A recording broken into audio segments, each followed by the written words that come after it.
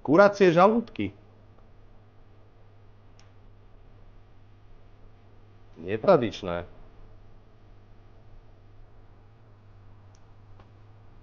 Ázijské. Ázijské. Netradičné kuracie žalúdky. Dobre, poďme na to. Ako prvé si rozkrojíme blany na žalúdkoch, namočíme si ich do Coca-Coly aspoň na 1 hodinu.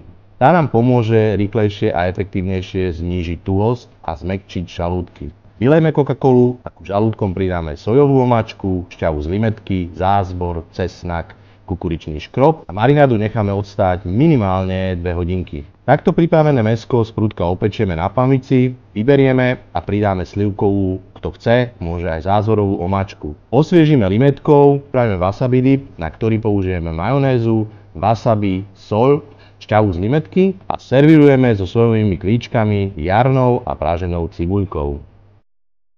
Voilà, kuracie žalúdky netradične s ázijským šmrncom.